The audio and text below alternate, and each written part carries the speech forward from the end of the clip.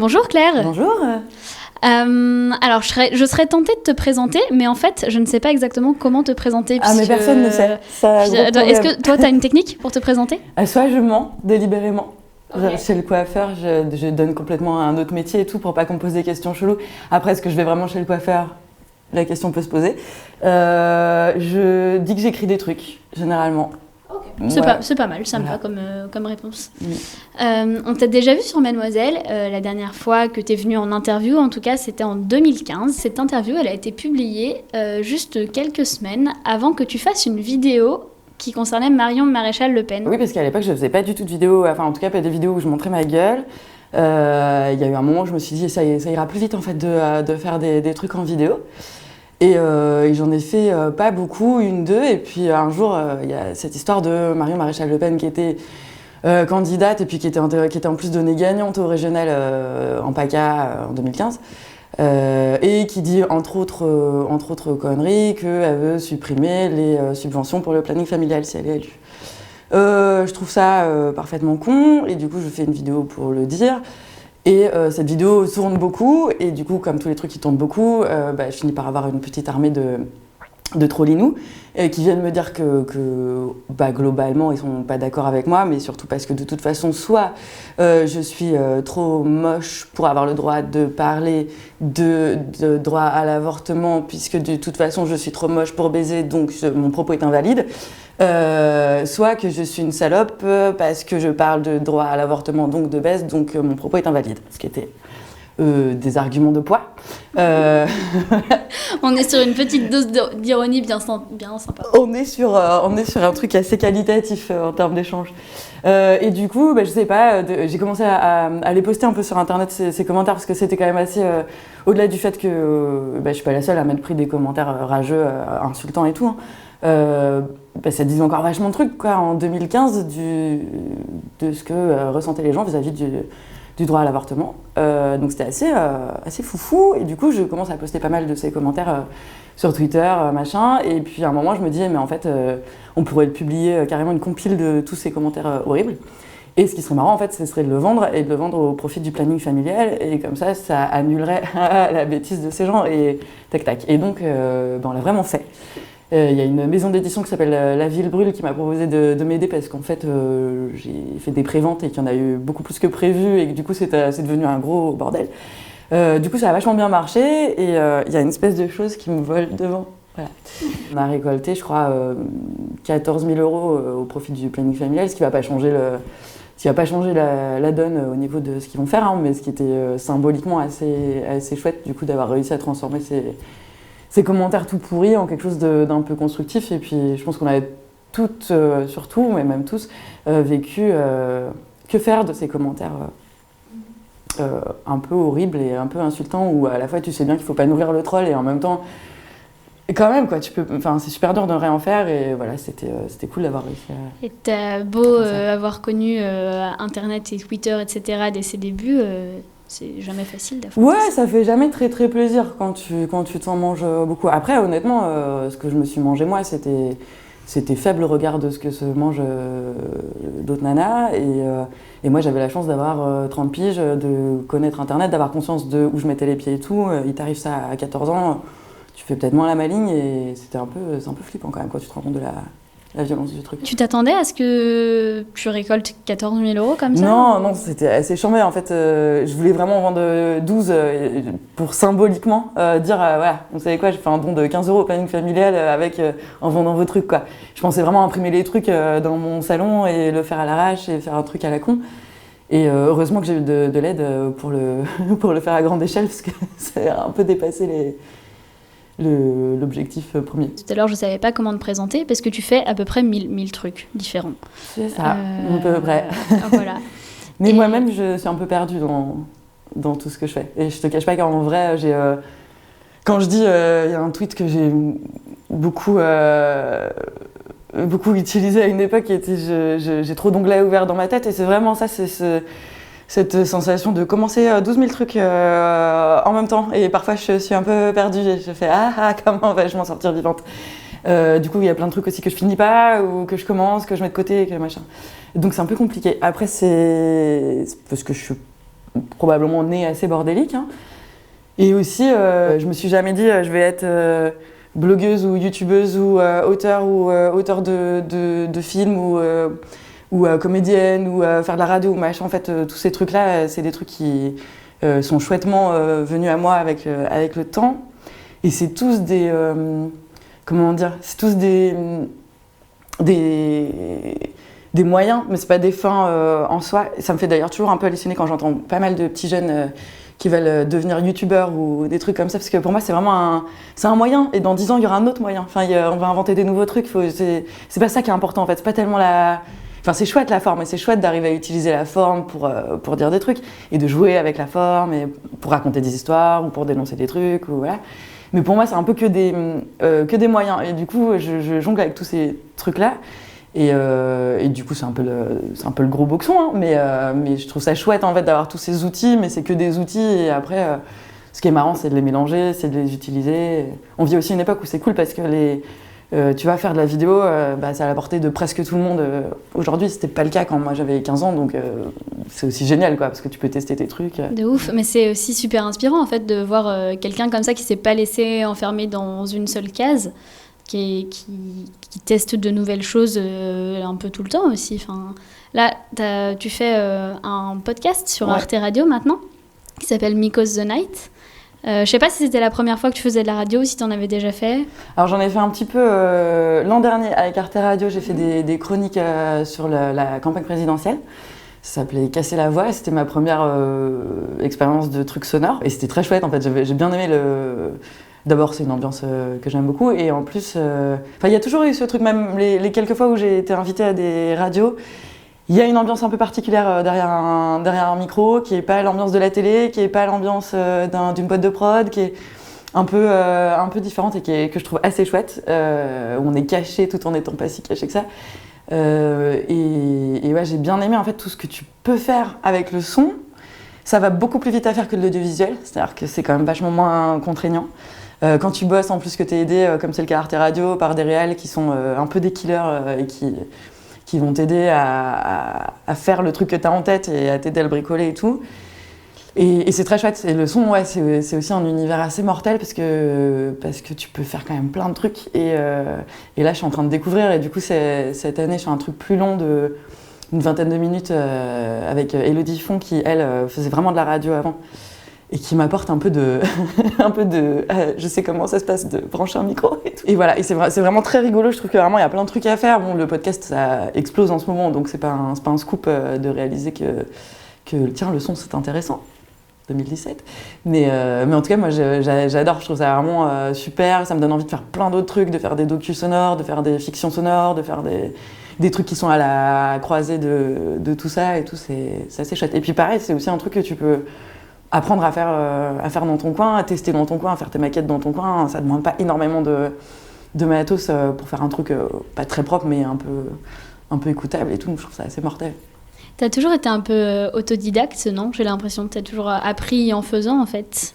Ouais, j'ai pas mal appris. Tu vois, sur mon blog, assez rapidement, c'est devenu un blog avec des illustrations. Alors, des illustrations toutes moches et toutes bricolées et tout, mais avec des illustrations juste parce que, en fait... j'ai essayé d'apprendre, j'avais trop envie de faire de la mise en page, j'avais envie qu'il y ait un dessin là, un machin, que mon texte il vienne comme ça et tout, et au bout d'un moment ça m'a gonflé d'essayer de comprendre tous les tutos, les 50 000 tutos et tout. Du coup j'ai plutôt appris Photoshop, donc ce qui était un petit peu con parce que c'est pareil, tu retombes dans 50 000 tutos, mais merci internet, tu peux tout apprendre. Et du coup j'ai appris en faisant, parce que tu te dis... ah bah tiens, j'aimerais bien avoir un perso avec cette tête-là et là, son corps, ce serait un bonhomme de babar, mais comment je fais? Et donc t'apprends à le faire parce qu'en fait sur internet, c'est hyper facile d'apprendre à faire un truc comme ça. Faut dire qu'il n'y a pas tellement de formation pour devenir... on n'a toujours pas décidé quel était mon métier, mais... voilà. Certes, mais parce que en fait, t'es multitâche et du coup, Pourquoi est-ce que j'ai l'impression d'être une sorte de logiciel quand je dis multitâche, alors pour moi c'est très amélioratif. Multitâche, c'est genre je sais faire 1000 trucs en même temps et j'y arrive d'abord. Et je trouve ça fou. Après, en fait, ce que je trouve très cool, c'est que t'as la possibilité aujourd'hui d'apprendre à faire un petit peu les trucs par toi-même. Maintenant, j'ai aussi eu la chance de bosser avec des gens qui t'aident à emmener ton projet de ta maquette ou ton truc, que t'as bidouillé, t'as eu une idée, t'as bossé ton truc, à la phase, c'est diffusable, c'est propre, c'est réalisé. J'ai fait quand même pas mal de trucs où j'étais à l'origine du scénario, de l'idée et du truc bidouillé, mais où après j'ai quand même rencontré des gens dont c'était la compétence, tu vois, la spécialité de savoir faire un truc vraiment propre, quoi. Est-ce que c'est un petit peu ce qui s'est passé avec ton spectacle? Parce qu'on ne l'a pas encore dit, mais depuis peu tu es sur scène. Ah oui, parce que je m'ennuie un petit peu le samedi soir. Que faire? Donc ton spectacle s'appelle La Chatologie. Ouais. Est-ce que tu peux nous raconter un peu d'où ça sort, justement, ce truc?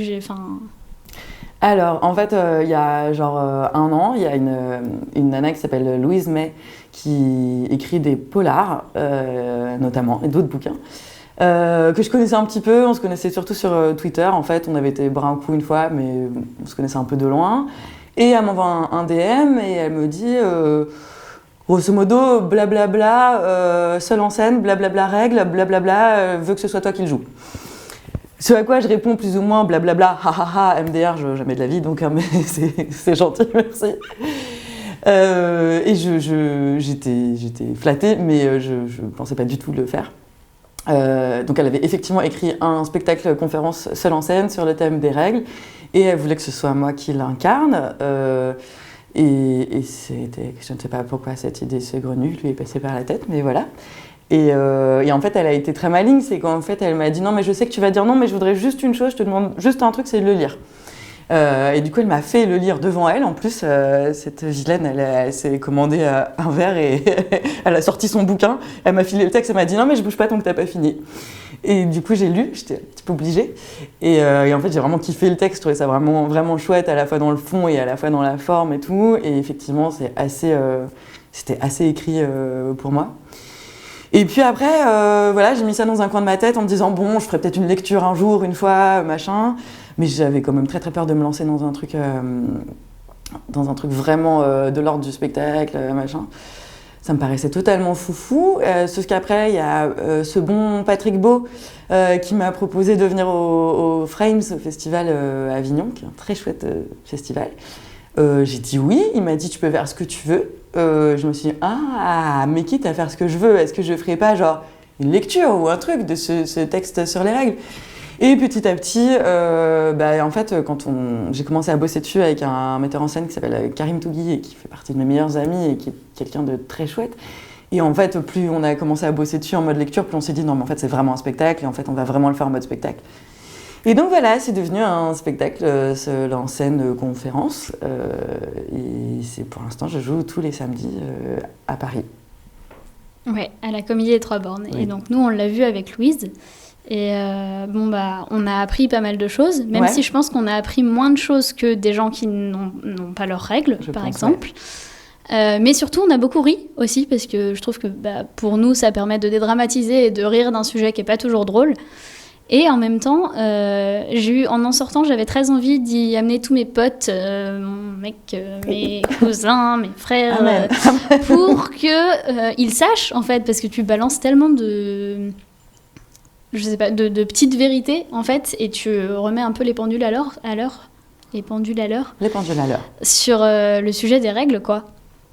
Tant mieux en tout cas parce que c'est vrai que je pense qu'il y a un peu un double objectif. Il y a pour les gens qui ont leurs règles de se dire c'est bon, je suis pas toute seule quand même. On est d'accord quand même, c'est un petit peu relou. Enfin, je veux dire, pourquoi est-ce que c'est autant un tabou? Pourquoi est-ce que on nous casse autant les pieds avec ça? Enfin, avec des tabous liés à ça. Il y a l'envie que des gens se retrouvent dedans et se disent quand même ça fait du bien qu'on dise les choses. Et puis aussi l'envie de faire découvrir aux gens qui n'ont pas leurs règles un peu ce que c'est, parce que c'est fou le nombre de conneries que tu peux entendre là-dessus. C'est fou à quel point c'est un tabou, et c'est con que ce soit un tabou parce que on est d'accord, hein, c'est du sang qui sort de ton corps, c'est pas extra. Enfin, moi non plus, j'ai pas envie d'en faire des margaritas, hein, mais je pense qu'il faut en parler juste pour mieux se comprendre et pour aussi que bah encore une fois, une gamine de 13 ans aujourd'hui qui a ses règles et qui se pose plein de questions, elles se disent pas oh là là, je suis pas normale, ou oh là là, je vais pas en parler alors que j'ai super mal parce que c'est la honte, ou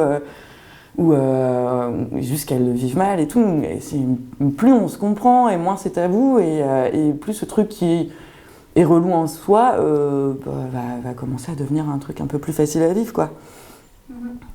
Moi j'ai le sentiment que justement ce tabou il commence un tout petit peu à s'égratiner, mais je me dis que justement ton spectacle peut servir à faire avancer les choses dans le bon sens. L'idée de ce spectacle, c'est qu'effectivement on part de ce principe, Louise qui a écrit le spectacle comme moi, je crois qu'on n'attrape pas les mouches avec du vinaigre, et que du coup si tu fais un truc chiant ou très qui peut paraître exclusif et tout, ça va pas marcher. Par contre, si tu essayes de faire un truc un peu drôle, un peu sympa, où tu dis si je veux pouvoir amener mes copains en fait, parce que ils vont pas se sentir exclus du bordel, ils vont se sentir emmenés dans le truc. Ça a plus de chances de marcher. Mais je suis d'accord, je pense qu'il y a quand même, là cette année, il y a eu quand même beaucoup de bouquins qui sont sortis sur le sujet des règles. Ça commence effectivement à être un sujet même étonnamment à la mode presque.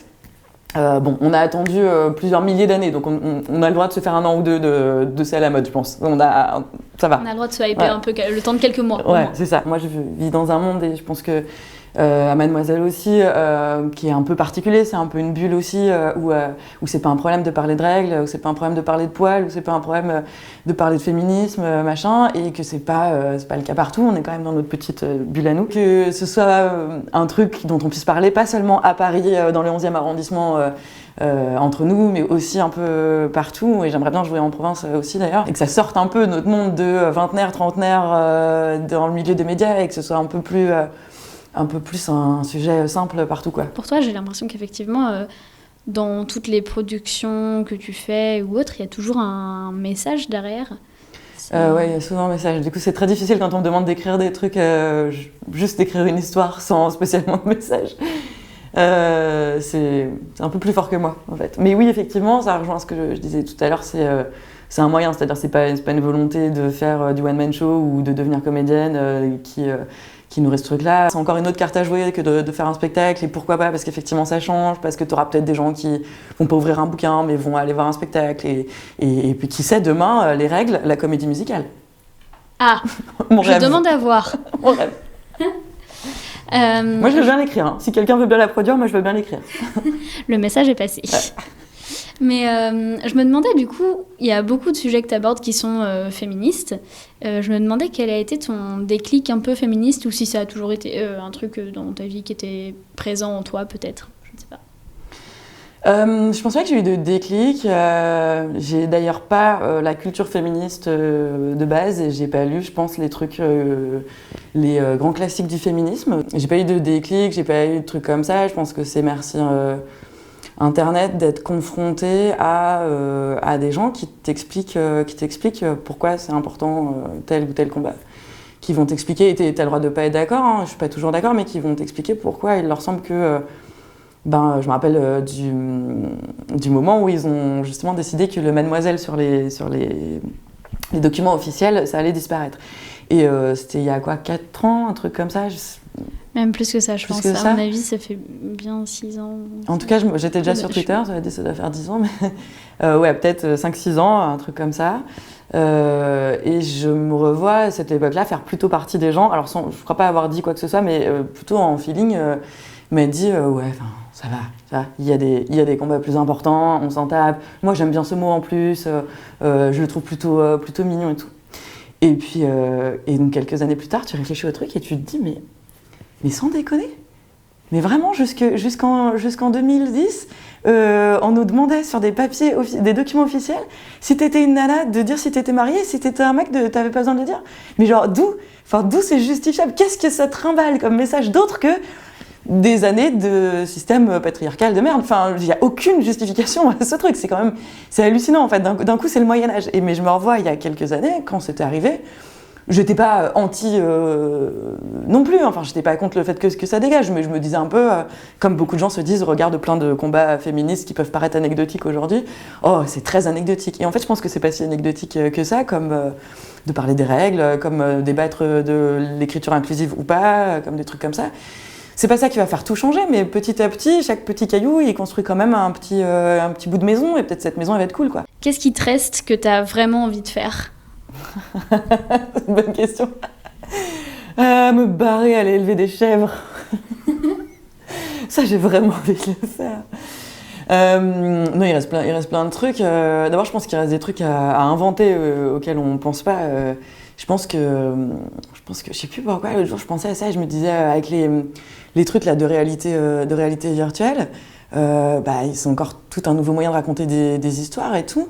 En plus, je me suis dit, il y a moyen de se faire du blé. Parce que tu peux monter une boîte où tu aurais genre des espèces de cabines comme ça. Et les gens, ils louent, mais ils peuvent même louer pour plusieurs jours, tu vois. Et ils louent la cabine, imaginons vacances et tout. Et donc, toi, tu leur fournis le truc avec le son de la mer. Et tu vois, les trucs à UV qui leur font genre, ils sont à la plage et tout. Le sable. Et les gens, ils mettent leur truc... je suis en train de balancer mon idée pour faire fortune à tout le monde. Non, mais cela dit, en vrai, j'aimerais bien aller plus vers des trucs de fiction, des trucs froids, des trucs plus qui seraient moins dans la réaction rapide et dans la chronique et tout ça, et qui seraient plus dans le fond, dans le froid, dans la fiction. Ça n'empêche pas d'être engagé, au sens où quand tu choisis... quand tu fais regarder les comédies françaises qu'il y a au ciné, le traitement, les sujets ou la façon dont sont traités les sujets, ils sont hyper engagés dans un sens qui est bon ou qui est mauvais, hein, mais c'est éminemment politique en fait, comment tu traites du mariage pour tous ou de l'adoption ou de je ne sais quoi. Et voilà, donc j'aimerais bien aller de plus en plus vers ça, aller de plus en plus vers des choses qui nécessitent plus de temps et plus de construction, d'écriture et tout, qui serait plus de l'ordre de raconter des histoires, mais je pense qu'en racontant des histoires, tu peux quand même aussi avoir une sorte d'impact sociétal. Donc voilà, j'aimerais bien faire ça. Oui, je suis assez d'accord. Puis d'ailleurs, ça parle peut-être même à encore plus de gens quand c'est sous forme de fiction, parce que c'est peut-être encore plus accessible. Je pense que plus t'es effectivement en train de raconter une histoire, parce qu'on en est tous là en fait, on en est tous à...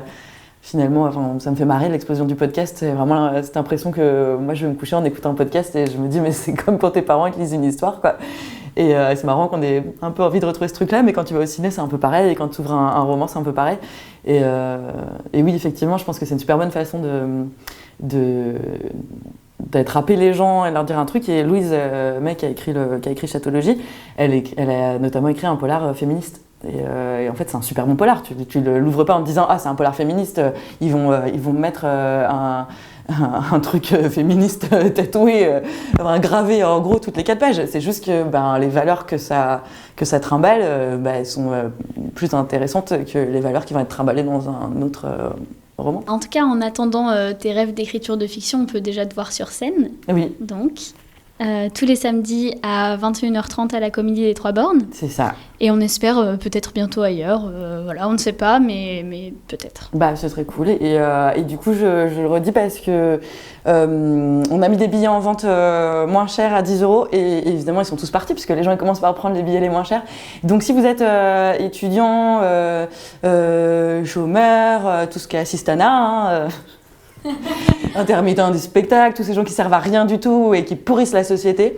Non, mais si vous n'avez pas de sous et que vous bénéficiez de réduction, n'hésitez pas à passer directement par le théâtre et à les appeler pour demander une réduction et ne pas payer votre place, une blindasse. Blindasse. Merci beaucoup Claire. Merci beaucoup. T'as bien aimé cette vidéo, non? Mettez un pouce bleu par exemple, ou un pouce violet. Abonne-toi. Clique. Ouais.